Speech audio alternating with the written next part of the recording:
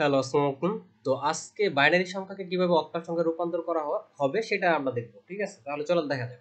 ওকে। তাহলে এই যে এইখানে একটা আমার কি দেওয়া আছে? বাইনারি সংখ্যা দেওয়া আছে। ঠিক আছে? এটা একটা এখানে দশমিক এবং পূর্ণ সংখ্যা দুটোই আছে।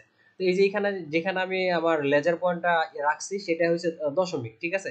দশমিকের আমার বাম পাশে এই যে আমি লেজার পয়েন্টটা যেখানে রোটেট করতেছি, ঘুরাইতেছি ওইটা হইছে আমার কি পূর্ণ সংখ্যা আর এই যে দশমিকের পরে এটুকু কি আমার ফ্র্যাকশন নাম্বার বা দশমিক নাম্বার। ঠিক আছে? তাহলে চলেন আমরা এটা কিভাবে কনভার্ট করি সেটা একটু দেখি। ওকে। তাহলে এইখানে এই যে আমাদের পূর্ণ সংখ্যা আছে, আমি আগে পূর্ণ সংখ্যা নিয়ে কথাবার্তা বলি। পূর্ণ সংখ্যাকে আমরা শুরু করব কোত্থেকে?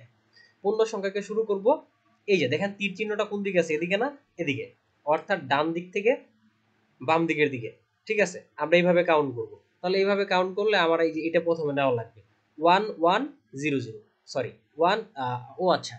আরেকটা কথা বলে রাখা ভালো যে অক্টাল, আমরা যে বাইনারি সংখ্যাকে অক্টালে কনভার্ট করব সেই জন্য আমার এই যে অক্টাল আছে এই অক্টাল আবার 3 বিট করে কাউন্ট করে। কয় বিট করে কাউন্ট করে? 3 বিট করে বা 3 বিট করে। তাহলে আমার এইখানে যে বাইনারি সংখ্যা আছে এই বাইনারি সংখ্যাগুলোকে আমি যদি 3 বিট করে কাউন্ট করতে পারি বা নিতে পারি তাহলে আমার কিসে কনভার্ট হয়ে যাবে? সেটা অক্টাল সংখ্যায় কনভার্ট হয়ে যাবে। কারণ অক্টাল কয় বিট করে নেয়? 3 বিট করে নেয়। ঠিক আছে? তাহলে এই যে পূর্ণ সংখ্যা যেটা সেটা হইছে ডান সাইড থেকে আমরা কোন দিকে যাব? বাম সাইডে যাব। তিনটা করে বিট। ঠিক আছে? তাহলে আমরা প্রথমে দেখলাম 1 1 0। তাহলে এইখানে দেখা যাচ্ছে যে 1 1 0। ঠিক আছে? এই যে 1 1 0। তারপরে 1 1 0 আমরা এই যে লেজার পয়েন্ট যত যেখানে রাখছি ওই পর্যন্ত হইছে কি তিনটা নিয়ে নিছি। এখন এরপর আরো তিনটা 1 0 1 দেখি এই তো 1 0 1। ঠিক আছে? তারপর আমরা 1 0 1 নিয়ে নিছি এখন কি 0 1। এখন এটা যেহেতু অক্টাল যেহেতু 3 বিট করে তাহলে এখানে লাস্টে আছে কি? লাস্টে আছে দুইটা বিট 0 1। আর আমরা জানি পূর্ণ সংখ্যার সামনে কি 0 দেওয়া যায়। তাহলে এই যে 0 1।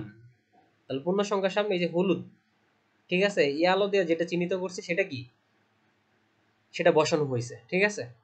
তো এইটা হয়েছে কি আমরা আনতে পারি। কারণ পূর্ণ সংখ্যার সামনে 0 বসালে পূর্ণ সংখ্যার মানের কোনো পরিবর্তন হয় না।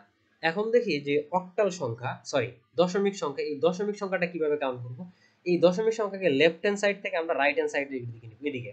ঠিক আছে? আমি আবার বলতেছি এইটা এদিক থেকে এই যে দিকে নিব, যেদিকে লেজার পয়েন্টটা রোটেট করতেছে। ওকে। তাহলে প্রথমে আমি নেই 1 0 1। তাহলে এই যে দেখেন 1 0 1। ঠিক আছে? তারপর আরো তিনটা নিব কারণ 3 বিট করে নেওয়া লাগবে। তাহলে 1 0 1 নেওয়া শেষে এখন কি 0 0 1 তিনটা নিলাম। তাহলে এই যে দেখেন 0 0 1। তারপরে কি আছে? আমরা যদি 0 0 1 নেই তার মানে কি শুধু একটা 1 বাকি থাকে, তাই না? কিন্তু 3 বিটের এটা নেওয়া লাগবে। 3 বিটের নেওয়ার জন্য আমাদের কি করা লাগবে? দশমিক সংখ্যার লাস্টের দিকে দুইটা জিরো আনতে হবে। এই তো দশমিক সংখ্যার লাস্টের দিকে দুইটা জিরো আনলাম। ঠিক আছে? তাহলে চলুন এখন এটাকে ক্যালকুলেশন করা যাক। এটাকে প্রথম আমি এদিক থেকে ক্যালকুলেশন করা শুরু করি। এদিক থেকে যে এর ভ্যালুটা কত? 0 1 0। এর ভ্যালুটা কত? তো এর ভ্যালুটা যে নিয়মে আমরা বের করে ফেলতে পারি। 1 1 এর ডাবল 2 2 এর ডাবল হইছে 4 4 এর ডাবল হইছে 8 8 এর ডাবল হইছে 16 16 এর ডাবল হইছে 32 32 এর ডাবল হচ্ছে 64। তাহলে আমরা এই যে এইখানে যে আমরা 3 বিট করে পেলাম এই 3 বিটের যে সংখ্যাগুলো এই 3 বিটের সংখ্যাগুলো এদিক থেকে বসাবো। এটা কি পূর্ণ সংখ্যা না? পূর্ণ সংখ্যা কোত্থেকে বসাবো? ডান থেকে বাম পাশে বসাবো। ঠিক আছে? তাহলে এখানে কি বসবে? এখানে 0 বসবে, এখানে 1 বসবে, এখানে 0। তাহলে বসাই আমরা। এই তো কোন দিক থেকে বসাবো? এখানে বলা হয়েছে যে এদিক থেকে বসাবো, এদিক থেকে পূর্ণ সংখ্যার ক্ষেত্রে। ঠিক আছে? এই তো তাহলে কি বসালাম? এই যে এই 0 1 0। তাহলে 0 1 0। তাহলে এইখানে এই যে 1 আছে দেখতে পারতেছেন? তাহলে এখানে 0 এটাকে আমরা নিব না, এটাকে আমরা নিব না, যার নিচে 1 আছে ওই সংখ্যাকে নিব। তার মানে এখানে 0 1 0 বা 0 1 0 এর ভ্যালু কত? 2। এই যে এখান থেকে আমরা পেয়ে গেলাম এটা 2। তাহলে এর নিচে আমরা 2 বসায় দিব। ঠিক সেম ভাবে যদি আমরা এই যে এটার ক্ষেত্রে চিন্তা করি, এটার মান কিভাবে 5 হলো একটু দেখি।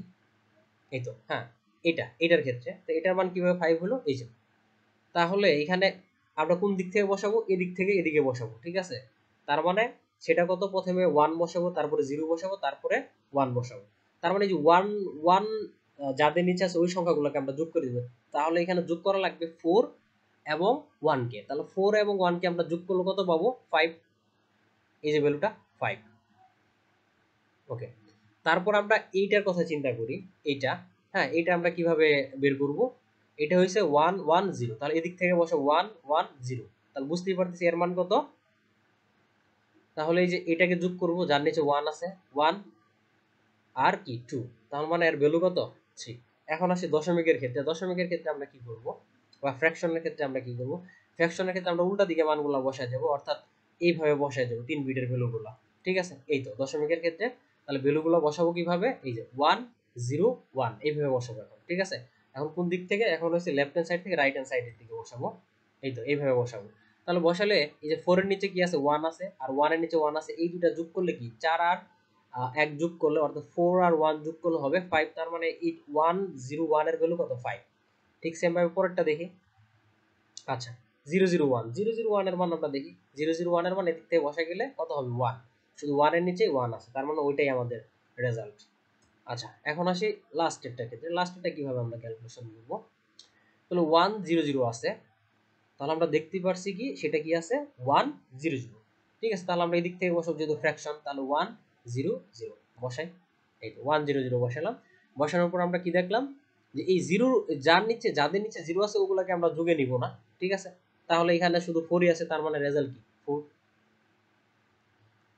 তাহলে আমার সর্বোপরি রেজাল্টটা কি, আমি এইটাকে আমরা 3 বিটে নিয়ে আমরা পাইছি কত 253.51 514। আচ্ছা, 4টা মনে হয় দেওয়া হয় নাই, হ্যাঁ 4টা দেওয়া হয়েছে।